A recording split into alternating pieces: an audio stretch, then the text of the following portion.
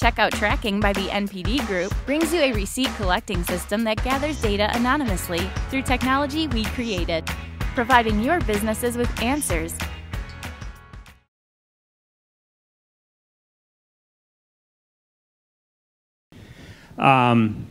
So excited to have this discussion today and have those amazing investors in the gaming space. As everybody knows, it's not easy to get investment in gaming these days, and we're gonna dive into what's their investment interest, what's the sweet spot, and then talk about a couple of hot spaces that will drive future growth, going from VR, which is really a highly emerging space, to mobile. Talk about real money gaming, talking about some wearables, and finally some new distribution platforms.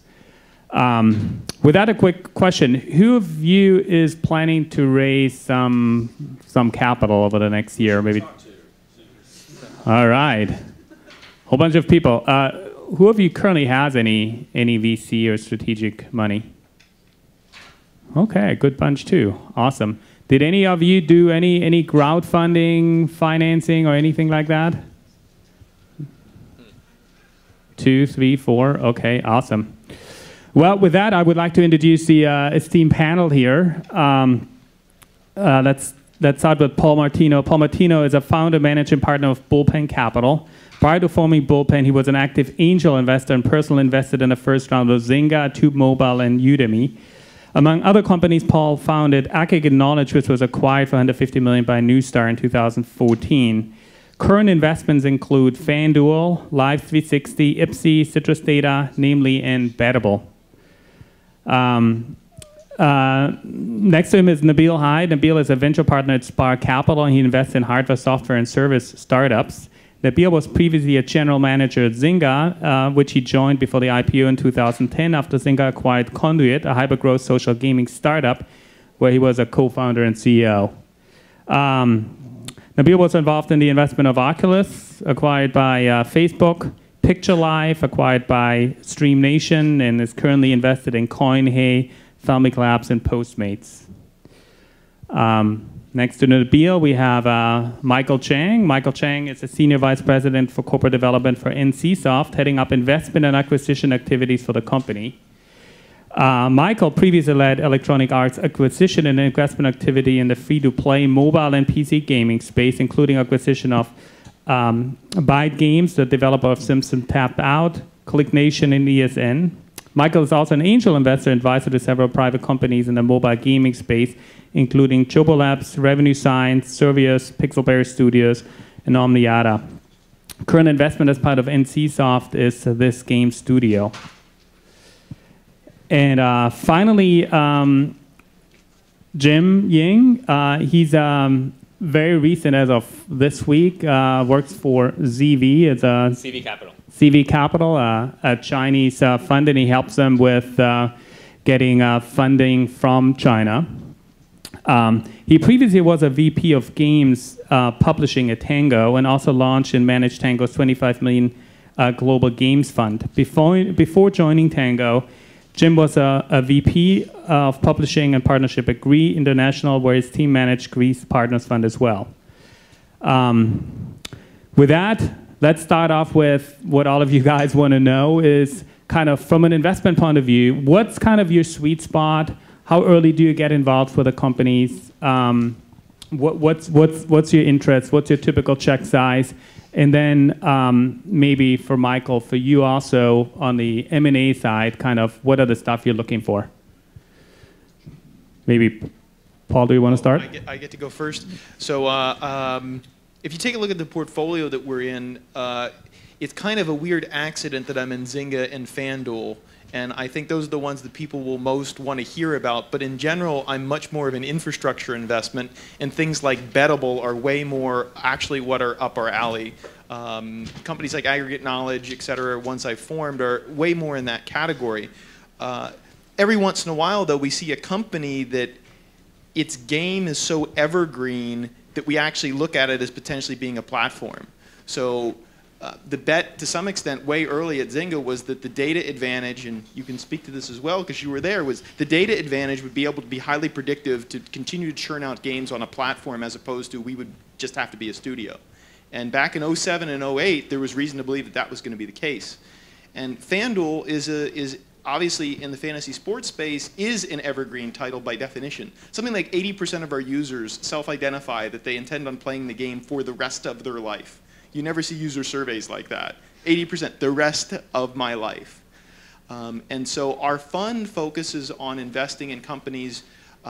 We put about $1 million check into companies that are pretty much early but working. It's the best way to put it. We're not people who will invest in the company before the product's built, but we're not waiting to put $10 million in because it's all de-risked. I actually feel like we're in the venture capital business, whereas the round after us, they're in the banking business. The round in front of us is kind of the hope and pray round, which is good. I'm glad people do that. But we play in that gap between kind of the seed round and the big round. It's basically what our fund does. Oh, there you go. Hey, everybody. So I guess I'm the most classic VC on the panel in terms of size, scale, and check size, and so on.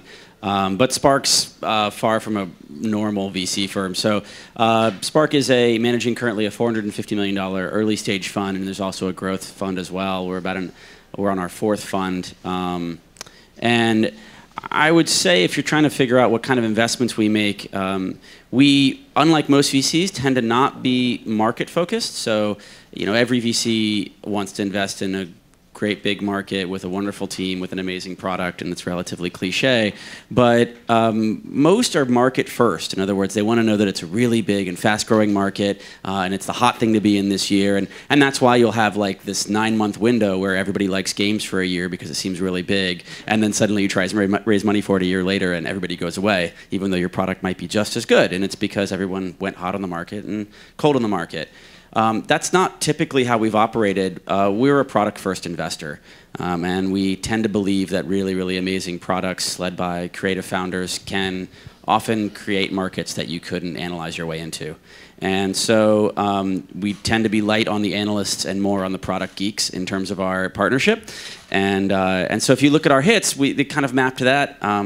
Twitter and Tumblr and Oculus, and by the way, a bunch of others that failed. But for those, for those examples, they were all companies that were relatively early stage, kind of much like you post-product. Like we need to be able to, we're products, we need to be able to touch and feel something, but we don't need the metrics going up and to the right to know whether it's something we believe in. And in all of those cases, there are situations where you couldn't really model the market at the point in time in which we invested. You just kind of had to believe in that team. And that's us. So good morning, my name is Mike Chang. I'm probably the meat and potatoes guy on this panel here. I'm at NCSoft, which is a large Korean gaming company, but the bulk of our revenues come from PC MMORPGs. We don't have anything in mobile, or we have very little in mobile. I and a few other people were hired to grow the company's mobile development teams organically and buy some studios. Organically, we're building up a 100-man team here in San Mateo. We're about halfway done. We've made one investment in a company in Vancouver. It was the Caban mobile team behind Marvel Contest of Champions and Fast and Furious 6. Gotta turn it on, dude. We gave three guys and a gal and a PowerPoint slideshow $5 million to reform a 30-man studio. So that's the earliest that we'll go, and that's kind of the sizes of checks we're looking for. Frankly, today, as we all know, it's a bit of a competitive market in mobile gaming. No surprise to anyone. So we're looking for uniqueness, differentiation, and experience. The team that we backed, for instance, they have done this a couple times before. We don't need to train them on free-to-play mobile. At the same time, we're looking for innovation. We have some folks from Google, Apple, other places here. I think we've all heard pitches that go along the lines of card collectible game, gotcha, fusion, every standard mechanic. We're looking for differentiation, uniqueness. We're looking for folks who, we have a guy named Stu Duncan back here. He founded Byte Games, the studio behind EA's best game in mobile. He's going to try and bring real-time data into his games. So we're looking for uniqueness, differentiation, angles that will set a game apart, that will allow them to move up to be one of the top 25 and displace folks who've been up there for 3 years or longer. Hi, my name is Jim Ying. So, as mentioned, I recently joined CV Capital. It's a Shanghai-based firm. And the reason that opportunity is big really is I think a couple of factors that you're seeing in the space now related to gaming. So as Tim mentioned in the presentation before, in Western markets, really, it's very challenging for gaming companies at this point to raise money either in the private markets from the VC firms or in the public markets. Whereas in some certain countries in Asia, certainly China, because whether it's investors or companies just value gaming companies a little bit more, certain circumstances in the stock market where they're able to get higher PE ratios, you do have more, let's say, liquid capital that's going into investments into gaming companies. So essentially, what I'm helping to do is help broker some of those conversations and some of those transactions. Awesome. Just some a practical question. If some of the entrepreneurs are looking for financing, how early do you typically get involved with them? How early do you want to get to know them? What's the best way for them to reach out to you? Any of you? Okay, so on my side, on the CV Capital side, generally the companies over there, they are looking for companies that are a little bit more mature. So they have significant revenue run rates, let's say 10 million plus, and are profitable. Those are the types of companies that are interesting to some of the public markets, public companies over there. I think in addition, though, there also are the strategic capabilities that some of the companies here have. So in many ways, China, Japan, Korea, the markets there are more competitive than they are in Western markets. If you look at the transitions within the top grossing charts, you see a lot more games and companies going in and out, as opposed to in Western markets, generally it's largely the same companies. So given how competitive it is there, they are looking for content and they're looking for teams that they can partner with, potentially acquire, that'll give them a leg up in their expansions outside of their Asian territories. You know, I think Jim and I represent some of the moves from Asian companies to be aggressive in investment and acquisitions out here. Frankly, I came from Electronic Arts. I don't think EA has done any investments or acquisitions since I left in March 2013. If I wanted an easy job, I'd love to work at Activision or Take-Two or EA and kind of stay close to home versus having to go so far overseas. But frankly, that's where the dollars are right now. That's where a lot of the investments and acquisition activity are happening. Got a lady in the back here, Amy Wong from NetEase Capital, for instance. They are putting money in. My firm's putting money in. Jim. I would also say one of the most interesting trends, I just came back from China Joy last week. I'd say 2 years ago, maybe a year ago, we're seeing a lot of business plans where Western companies were seeking to raise money to go to China. In the last 6 months, I've been inundated with folks who are Chinese game companies who want to raise money, staff up teams here to take their games here. So that wave is coming. Now, whether those games will work or not, I can't tell you yet, but that is a big wave of activity. Not only Asian dollars coming out here, but Asian games. We tend to invest, as I mentioned earlier, when there's a product to touch and feel. That sometimes is, spaghetti code, and 4 weeks in, it's really an emotional feeling. Like, do they feel like they've gotten it together? And so we have a gaming company, Proletariat, that we invested in with Google Ventures when they were, I don't know, they were probably 5 months into their business with a very rough early prototype. And then, there's, in Oculus's case, they had a working hardware prototype, not easy to build, but one that made you sick in about 35 seconds. Right. And so we still, it's, hopefully there's enough to see something there. And we write checks anywhere from, our smallest checks can be $200K or $300K up to $20 million first check. The money in is a lot less important than, we have a conversation with the entrepreneur, frankly, about how much money they need to hit their goals. And so I think the last thing I'd say is like a lot of things, and you guys are here, so this is probably preaching to the choir, but this is, the cliche of people invest in a line, not a point, is very true. So it's, when you're ready, you can talk before the product's ready. You can get to know a human on a human level first and say, I still need another month before I'm really ready to pitch you, but let's talk about kind of overall vision and how I'm thinking about the market. Do you agree with that? Do you not agree with that? A lot of, I think honestly, a good thing about having these four people here is that fundraising is really, it's not a convincing exercise, it's a filtering exercise. It's really going out there and finding the people who are already, frankly, predisposed to like what you're already working on and what you believe in. And so to the extent that you can do that early, so you don't waste a bunch of time, hours pitching somebody who is already kind of like, I'm not investing in that category. It's like, you're just saving yourself a lot of time. And let me say one. Let me just say one thing about that. I think where you're going with this is very interesting. I tell people all the time, this is the stage at which I invest. You're too early for me or not. But if you're too early for me and it's really something I know about, I'm like, let's go hang out. Yeah. But if it's too early and it's something I don't know anything about, we're wasting each other's time. So like, I'll use an example. I'm in Jump Ramp Games out of New York, which is basically a sweepstakes mechanic company.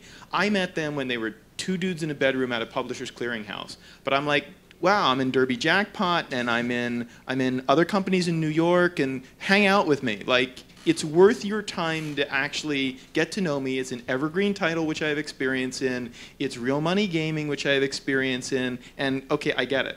But then someone else will come in and it'll be like, dude, I don't understand. Why don't you want to hang out with me and help tutor me, et cetera? I'm like, I actually don't know how to. Right? If it was a pure IP game up in the next part of the stack, I'd be like, how about you tell me how that works? Because I kind of can't help you. And so I think that's a kind of a big lesson for any entrepreneur. If that person's spot on for you, they're way more likely to meet with you way early because there's exchange of value back and forth. And don't target the person that there's no exchange of value just because they're at the firm you want the money from. And kind of just reaching out to you is like looking at all the previous deals you've done. How many people just, cold call, cold email versus intros versus other ways to get to know you? Well, we keep detailed stats. So we're a new fund, and so new funds are run kind of like startups as opposed to big funds. And so we have data and analytics around sourcing because somebody's got to go run the Excel spreadsheet. Turns out 15% of our deal flow is completely inbound without an introduction. And that's not an unreasonably high or low number, but it turns out we have really good deals that come in unintroduced because of the nature of our particular business being different. We do this weird post-seed thing, and you can read the stuff on our website. And it turns out that the entrepreneurs who find us have a unique need that our product serves. Whereas I would say most traditional funds are like, dude, if you can't get a warm intro to me, I really don't kind of want to talk to you. It's almost the IQ test. We kind of like the entrepreneur as a chip on their shoulder comes direct, because it means they sought out and realized they needed our somewhat different product. Maybe a different spin than some other dudes.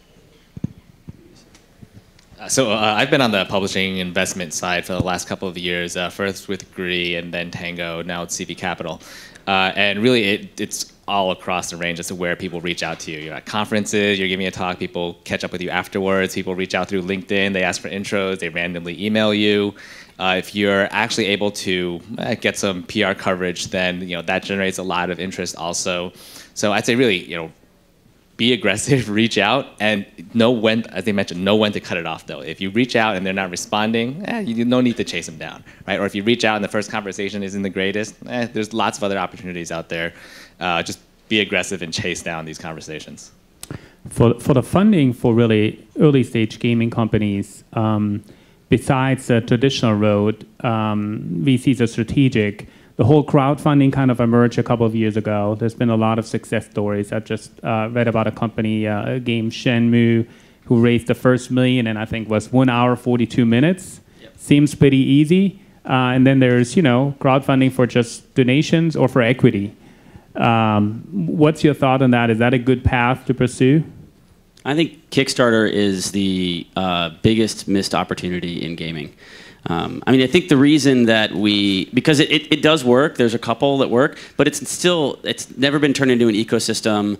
It's not really a community in and of itself. They don't feed or share data well, except for in a very bespoke manner across a couple of the teams that have done really well. And that's mostly because Kickstarter doesn't give a flying about games, and they don't know about games, they don't care about games, other than the fact that it makes up 50% of their revenue.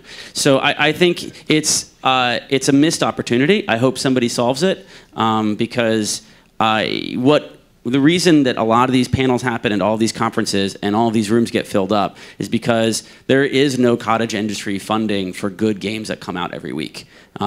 There's moonshots, which I'll invest in, and there's stuff that fits into whatever you're investing in this year in the market that you think you need to strategically focus on, but that's not a lot of games, and there are really wonderful games that we all want to play every week, every month, which make up, frankly, the bread and butter of the industry that are innovative and interesting and have no way to get funding, and the consumers are, frankly, the way it should be happening, but there's no ecosystem for it to happen. So it's not particularly easy, and it's a massive missed opportunity. If I could make an observation, we all know about the Kickstarter campaigns that are doing quite well. Chris Roberts, things like that are raising $100 million. They're often game developers who we cherish from our youth. What I think is fascinating is those are the ones that are being successful in raising money.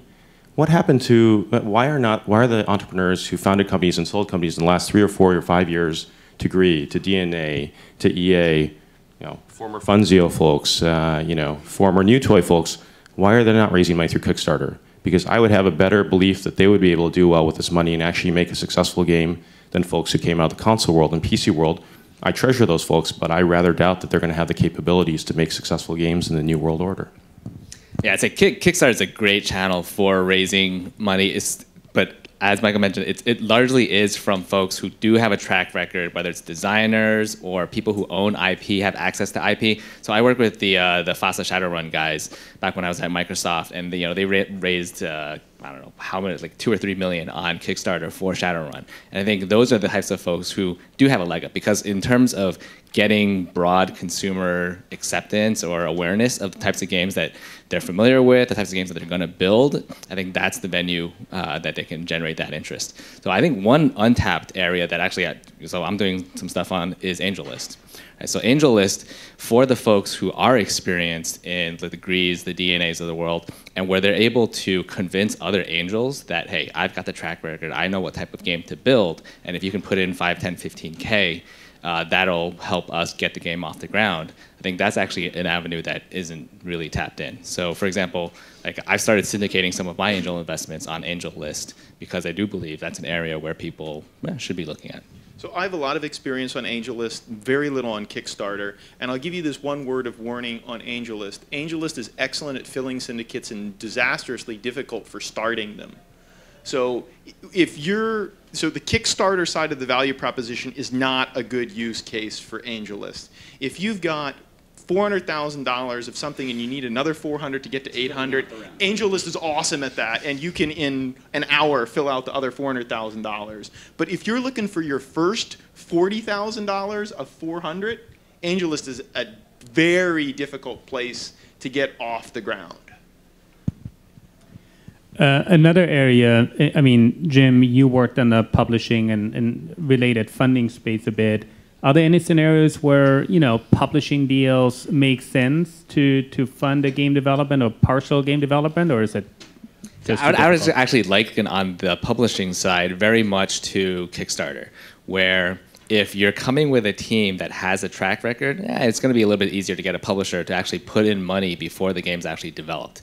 The situation on the mobile side is there's so many developers out there that are willing to bootstrap, are able to build games too playable with, let's say, seed investment, that from the publisher's perspective, they're seeing so many games that to some degree they don't really have to fund stuff from the beginning. A lot of them will say, all right, I'm not going to sign a game for publishing, or I'm not going to give you an advance unless I've actually seen what the game plays like, because it de-risks them and they have a better perspective of what the game's going to be like.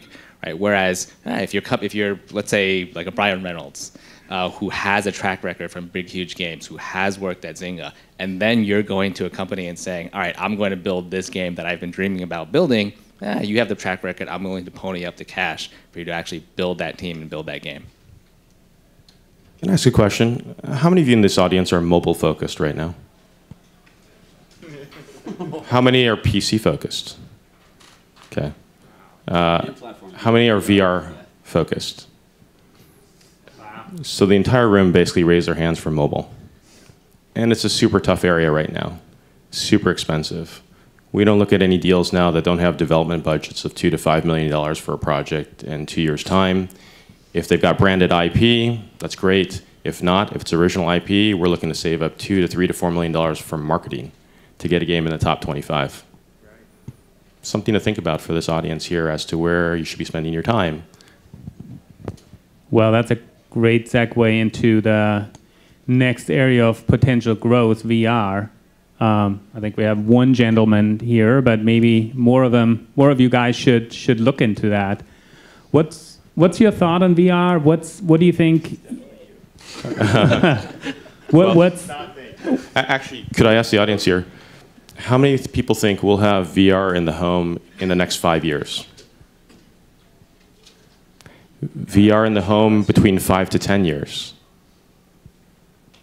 Oh, so a lot of people actually think it'll happen sooner rather than later. How many have positional vertigo and will never ever do it? Right here. There were like definitely 3 or 4 hands that were like never went up. There were definitely 3 or 4 hands like, nope, that thing's a flop. Who's tried Oculus? Who's tried Samsung Gear? Well, who's tried Oculus CV1? Okay. HTC, Steam, Valve. No? Yeah. Can I ask the audience, which one do you believe in right now? Vive. Morpheus. Okay. Morpheus is really good. Big issue that's been mentioned here is vertigo, nausea. Every time I try an Oculus, it's not good. Have you tried CV1? Every time I try Samsung Gear, it's unfortunately really not good. Michael over here, our moderator, was complaining that he has a lot of vertigo, nausea. We're the type of people, we get motion sick in cars, on roller coasters. It's just not a good experience for us. I actually have a small personal investment in the company. I dragged Michael and Dean out last night to try it. And this is a full stack VR solution where you're running around, moving, you're going like this, up and down. You should be on the floor. Your stomach should be emptying out right then and there. What happened?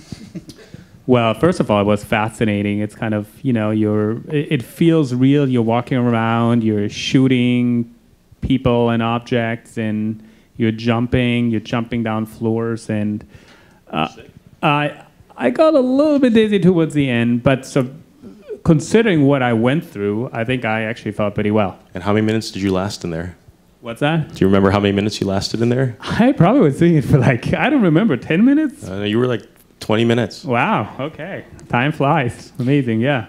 What's fascinating? I think it's a very interesting contrast and a great segue that you're talking about. I believe in your budgets as well. You're talking about a new title from scratch, 8 million plus if you really want to have a shot. And everybody in here is looking for that 8 million at least, or they're under budget. And that's a lot of money in just this room, and there are a lot more rooms like this. Meanwhile, almost everybody here, I mean, if you don't believe, you don't believe, but almost everybody here raised their hand in the 3 to 5 year time frame for a new market. And if it takes 2 years to build a game, why wouldn't you be building in VR? Like, you have a brand new opportunity. People are out there screaming and yelling about what an amazing experience it is, unless they're the 8% of the US population that does have vertigo.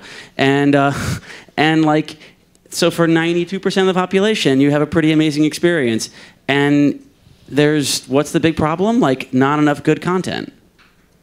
Like, what an amazing opportunity. That said, it is a place for cockroaches and not for opportunistic people. Like, the one year timeline looks pretty brutal. And I meet with every VR company, because there are only like 4 or 5 VCs that are actually funding VR companies, especially content companies. There aren't a ton of them. But like, there's going to be a trough of disillusionment where it comes out and it's not selling enough and there's X, Y, or Z problem before in 3 to 4 years it's 10 times bigger than anybody thought. And if you can make it through that trough to the other side because you truly believe in VR, you have an unbelievable opportunity. But the near term is probably a lot of punches in the face. I'm going to do this one more time just to ask for audience participation. How many of you have been Casual Connect for 8 years or longer? Have been coming? Okay. 5 years or longer? 3 years. This is your first. Okay. So if we rewind a little bit here, I'd say 9 or 10 years ago, this was a PC-focused conference. A lot of casual games, hidden object games, client download games. And then Facebook came about, and there was a wave of Facebook game companies here, I'd say 5, 6 years ago. Yep. And frankly, the right time to have done Facebook games was 7 years ago, a year before or 2 years before. Now, probably the right time to have been in mobile would have been 2 years ago or a year ago. Still some opportunity today, but it's a tougher world. So think about this one. Again, if VR is coming in 3 or 4 or 5 years' time, again, and it may completely fall apart, but if that is indeed the time frame in which something's going to come out, the Casual Connect audiences now should be a little more VR focused or other new platforms, or in Jamil's case here, in Google TV or other distribution channels. So let me, I'll go to bat for something else. Yes, the new platforms are absolutely where you need to go to where the puck is going to be. And by the way, Peter Thiel's 0 to 1 book is excellent around this particular topic. Own a lot of a really small market and then bet that market grows into something. Almost all the great companies in our categories have come from that thesis as opposed to, I showed up late with the best IP. That rarely was the winner. But there are other areas of segmentation that I think are very green right now, and real money continues to be one of them. Real money-oriented platforms, fantasy was not mentioned in any of that taxonomy, which I'll go to bat for, but that was a complete green field that I would say almost everybody missed to some extent. So there are other green fields other than just the platform opportunities or VR. I don't know what they are, but if you have a crazy one in mind, I would say spend some time thinking about predicting that future, because that could be pretty big. How many of you are members of FanDuel or DraftKings?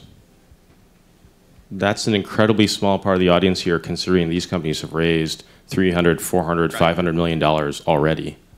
Already, right? Now, I do think it's actually tough to be a new entrant in this market, given how much they've raised. But just think about that one. That was completely missed by most of this audience. And they've already raised $500 million in the last year, 2 years? Absolutely. 3 years ago, we invested in FanDuel. Nigel, the CEO, pitched 78 venture funds. We were the one fund. He got 77 no's and 1 yes. And it was fantasy sports are terrible, sports are terrible, games are terrible. You're in Edinburgh, Scotland, and you founded the team with your wife. I mean, literally, it was like how many penalty boxes could you be in?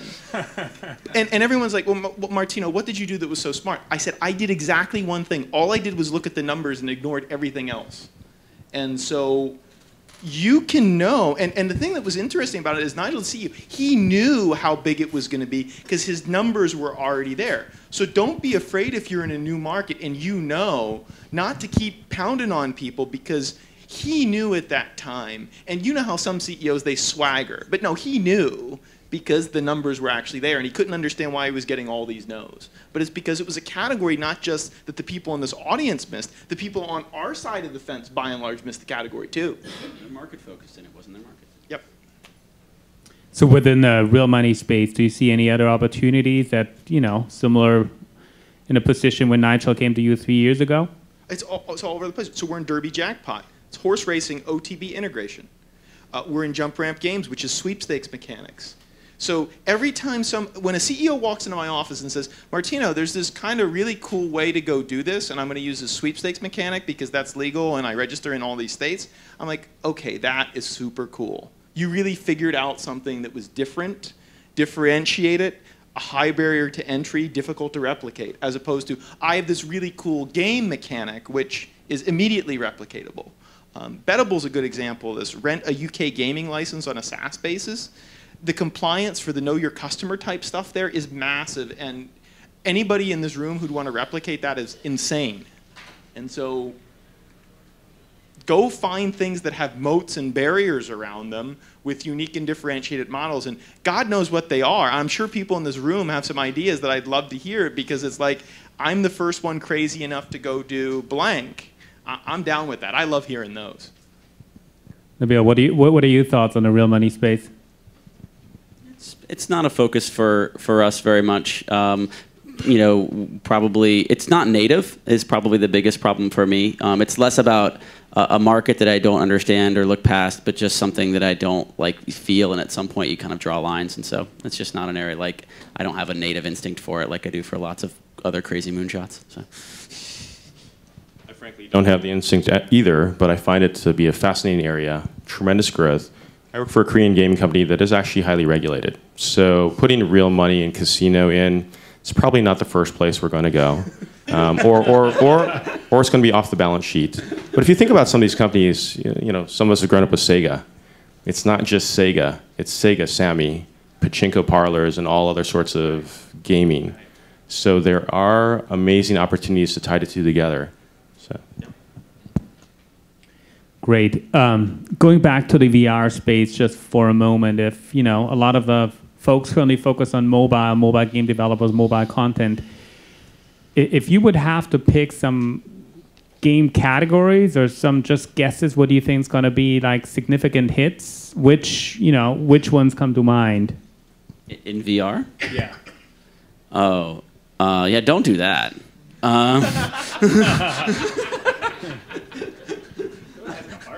I mean, no, I will say one thing about, I think, VR, and you're really alluding to specifically VR content companies. I will say something I really truly believe, which is that there will be several amazing large VR content companies built likely in the next 12 months, although you won't know it for 2 or 3 years. There'll be couple multi-billion-dollar companies built in the next 18 months. All of them will probably not use Unreal or Unity, or will use Unreal and Unity heavily, heavily modified. And the reason is that you build a tool, you build picks and shovels when you actually know how to get the gold out of the ground. And no one knows what kind of VR content is going to work. And so the last thing you want to do right now is say, this is great, I'm going to create anything I want on a new platform inside of the box of the tools that are given to me that were made for some other platform and now ported over. That sounds like a complete ludicrousy. And so if you're building VR content, you have to start from the creative side first. You have to start from the consumer experience first, and then you duct tape together whatever the hell you got to do in order to make whatever experience that's moving you come to somebody's eyes and head. So some of you know that I'm close to John Riccatello, and he's pitching that for Unity, they're going to be the default tool set for growth in VR. So just listen to what was said here. Are you going to be developing with Unity for the right VR solution in the future? Maybe if they get there, but they've got a lot to worry about with mobile, with iOS, Android, everything else. Moving from 32 to 64-bit is already a problem. How are we going to go all the way to VR? I'll give you a perspective of one company that I spent time with and I'm close to. They recently got money from one of the large platforms, so it's Oculus, HTC. There's a few of these platforms who are creating funds now to generate content. This company got $1 million of development funds to take one of their tower defense games to VR. And the thesis around this is that because of the nausea and the vertigo, a tower defense game where you go like this, you don't move very much, and so it'll be a great experience, and that we'll take with this VR platform. How sucky is that? I got to sit here and go like this? What kind of a VR experience is this? This is terrible. Again, Mike and I were one of these where you're going left, right, up, down, shooting like this. Not much vertigo, or at least you can survive for 20 minutes or so already. Full VR systems where you can walk around, where you can move left, right, up, down, have your blood pumping, a full immersive experience. That to me is much more exciting. But one of the largest platforms out there, and we all know who it is, they want a game that kind of goes like this. Yeah, so I've talked to a couple of companies that are making VR games, and I don't think anyone really gets the sense that, all right, whatever game I'm building now, this is going to be the huge hit. A lot of them are taking an approach that, all right, we know this is going to be a big market, so let's start dipping our toes in it. Let's start doing some projects, because it is going to be a steep learning curve. The first projects that you're working on, they're not going to be the right ones. So you want to be ahead of the curve where everyone else is, so that when things start solidifying as to, all right, this is the type of game that can make money, this is the type of game that actually attract users, you already have that foundation so that you can get a head start relative to, I think, some of the other folks that are building a game in the first place for the first time. Awesome. Besides VR and the augmented reality space, what opportunities do you see there, and do you think that market actually, getting to a sizable volume sooner than VR? So I've tried. Who here has tried Microsoft HoloLens? Raise hands a little bit. Okay. Magic Leap. Okay. So. This is a good example of I think it takes a lot of fortitude to get yourself to the other side on VR, but there's potentially an awful lot on the other side. AR, I've tried both of them. AR is just a lot further away. I mean, it's probably further away than, if you have a lifelong need to work in augmented reality, and so you're going to be working on it for the next 20 years, then any time is a good time to start. But like anything, or prove people wrong. But I wouldn't be afraid, frankly, to work on the hardware layer, because I don't think, and make it get to market faster, because as it is right now, it's quite a bit away. So for the folks who were around for Tim Rell's talk earlier, I think a lot of the folks I was talking to, the perception or the belief is that AR is going to ultimately be a lot bigger than VR, because from a practical, from an industrial standpoint, the ability to still engage in your environment while you're being presented with digital data is going to be something that helps in certain industries. Whereas VR, from a VR perspective, it really is a very immersive experience, right? So the market share that it's going to be pulling from, that's going to be from the console games where people are looking for that immersive gameplay experience. Right now they're looking at the big screen. If they can immerse themselves fully in a world, that might be more compelling. Whereas on the AR side, the market share that they're looking to probably take from is going to be more mobile devices or digital screens where you still need to be fully engaged with your environment, but you're presented with data that will be easier accessible. I'll speak to the fact that even though I'm mostly focused on games, I do look at some other things. Most of the AR pitches that have come in have been enterprise focused for me. It's Boeing is having a tough time hiring people, or PG&E, the electric company, is having trouble hiring people to maintain generators or aircraft doors. You put on AR glasses, you see the door, it kind of tells you what to do, and so kind of a less trained employee can go ahead and certify a door, and you can kind of solve some labor issues. Microsoft sort of communications, kind of Minority Report-esque collaboration. That's where I'm seeing the AR pitches these days, and not entertainment. I would love to see some AR entertainment ideas, but I frankly haven't seen much today. Cool. As almost the whole audience is focused on mobile games, do you see any new categories emerging or any new disruption in the mobile space? I mean, there hasn't been a lot of change over the last 2 to 3 years. If you just look at the top grossing charts, some new entrants, but not a lot. Look to the genres that are free. If you want to make another Clash of Clans right now and go up against Supercell UA, good luck to you. If you want to make something like Machine Zone's game and go up against Machine Zone's UA and the amount of money they spend and Kate Upton, not us, right? Where are there not winners today? Shooters. Clearly an area where there is no real winner in mobile today. Don't know if there will be one, but there's nothing there. Racing games. Yeah, EA has one. There was kind of a racing game with CSR Racing, kind of racing game with Kabam's Fast and Furious. But there's still a lot of room there. Those areas where there aren't leaders, where you can actually either license with some of the major Hollywood brands or spend on UA to get your way up the charts. So look for those kind of empty verticals. Again, if you're really passionate and you have a team that's incredibly good at making something even better than Clash of Clans, then fine, go at it. But the number of pitches of Robot Clash of Clans, Cowboy Clash of Clans, Modern Combat Clash of Clans that we've seen out there, it's overwhelming, and there's no meaningful differentiation. Yeah, I think some of the trends, I'm sure you guys see them. IP is huge right now, because I think with some of the successes of the games and the ability of IP really to discount the CPI that the publishers and the game developers are paying, a lot of the big publishers, developers are signing on IPs to launch the games. I think it's going to get to the point pretty soon where there's a large number of games out there that have some sort of IP, and then everyone's benefit kind of gets pushed down. I think another trend that you're definitely seeing is developers and publishers from Asia that are adapting their games and bringing their games actually to the West. So there are people that have been trying back and forth. There's publishers that are based in China, Japan, Korea that have tried taking Western games to Asia. And outside of Clash of Clans, there's really not Boom Beach. There's not that many successful titles. But if you look at the other side, you do see games that have proven out, have good metrics over in Asia, with some degree of localization, culturalization, and be successful out in the West. Because I think, in many ways, the free-to-play, let's say, history really developed out in Asia. And so for teams that are looking for what types of games can I build that haven't been successful in the West, maybe look for some Asian inspiration, and not necessarily in the art and in the culturalization, but of course some of the gameplay mechanics that have been successful in generating top-grossing games out there.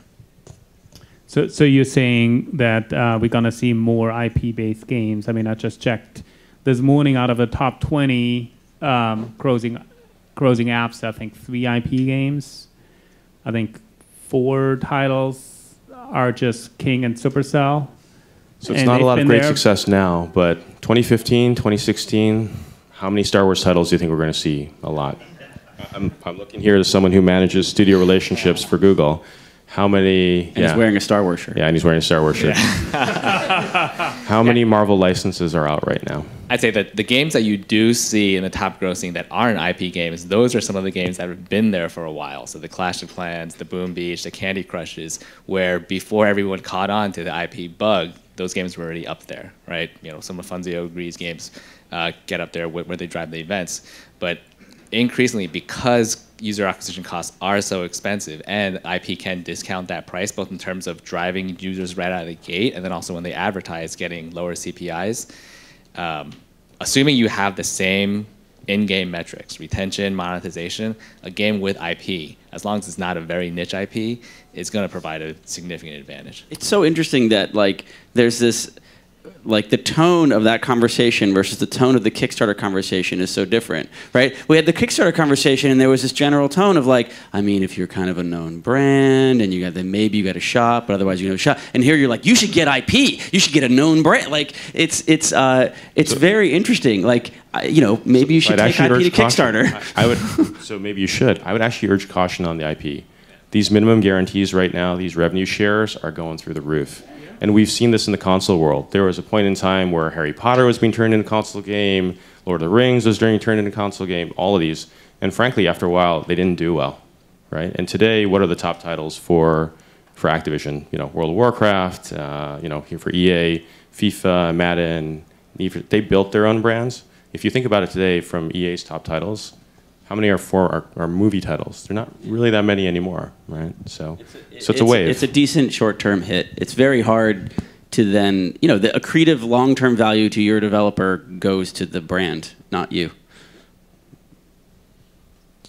New platform. So on the wearable side, Apple launched Apple Watch and, you know, was a medium success, I would say.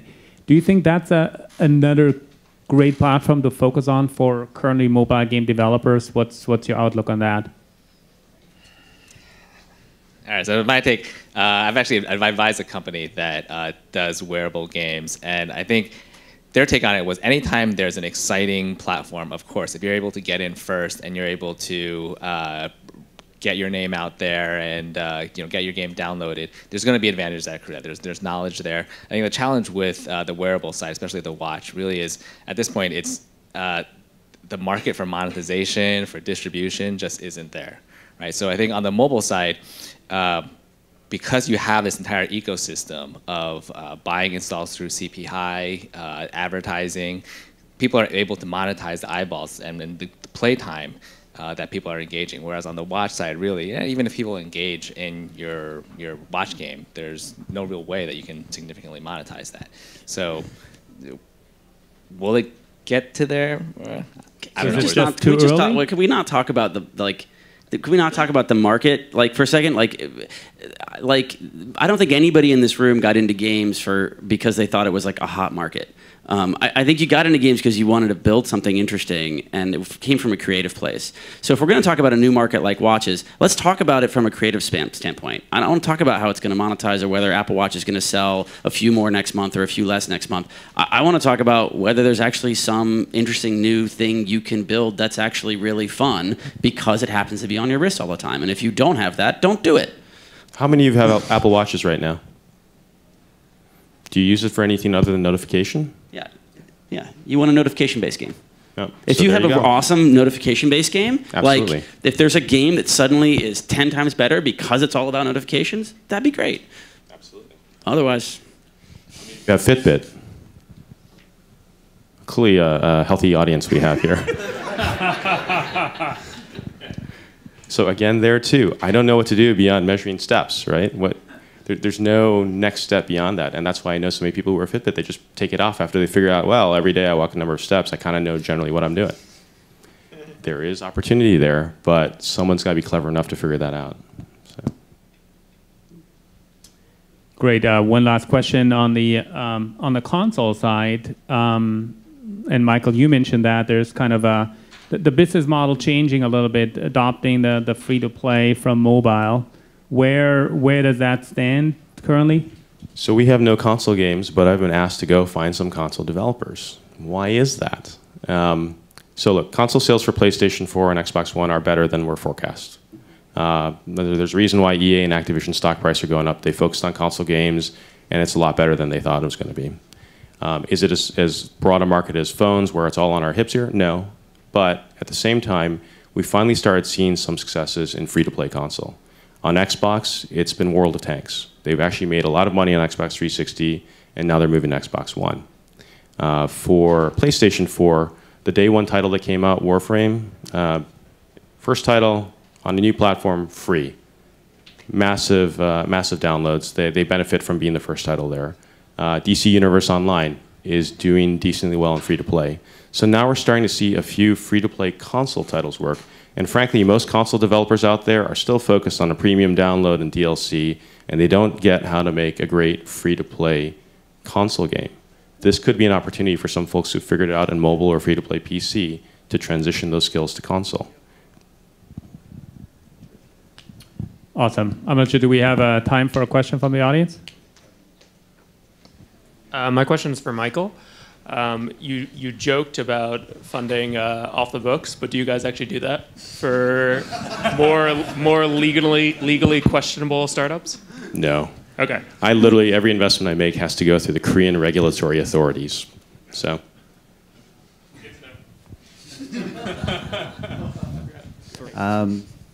You talk about finding the emerging markets, and VR was sort of an enthusiastic topic for you. And it's exciting for us too.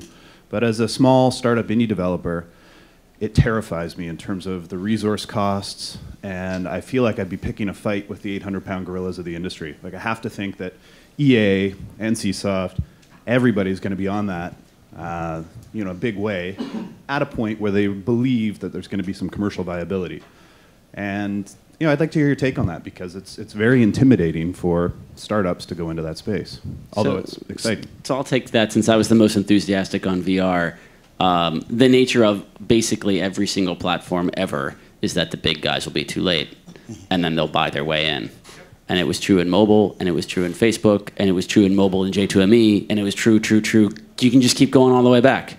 It's not that they won't come in, it's that they're going to come in too late. And so, yeah, if you wait 5 years, you're right. And then you won't be able to enter. But you have an opportunity now. That doesn't mean it's not, hard to look at a situation where there's less than 100,000 units out there in the world, and how are you going to make your ROI? There are certainly problems, but it's not big companies. Yeah, no, I can't agree more. I'll use an ancillary case in point.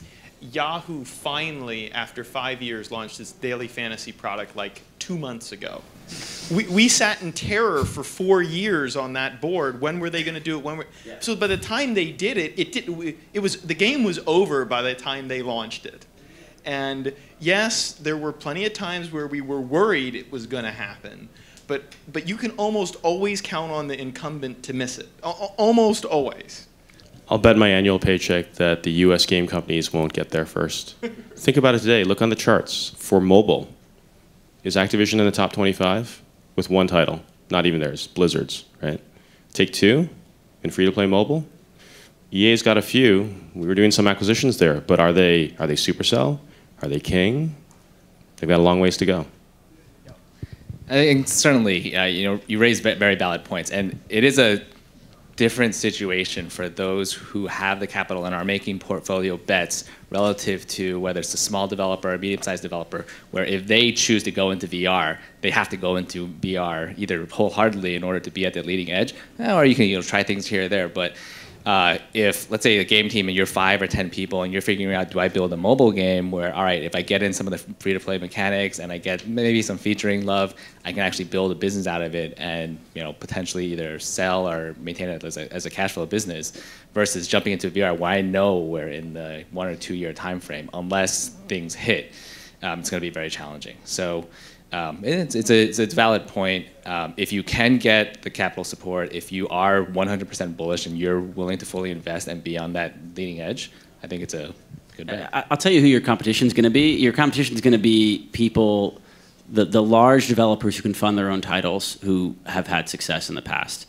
And as you know, the nature of the last 10 years of development has been that almost all of them have been acquired and have gone away. So there really aren't large, I think you call them III studios left. There's like 4, right? You're thinking about, it's like Insomniac, Harmonix. There's like literally 3 or 4 guys. And those guys are, by the way, all working on VR. But the rest, you got guys who are budget conscious and worried about their next paycheck, and then you have guys that are at the EA size where they're not going to do anything unless it's going to bring in $100 million. Folks, we have time for one last question. Hello, I worked on Xbox and then I was the founder of Z2 Live. Question about free-to-play on things like an Apple TV or a disruptive device. Instead of going to a console and going through Xbox Live, are you guys seeing anything in that space?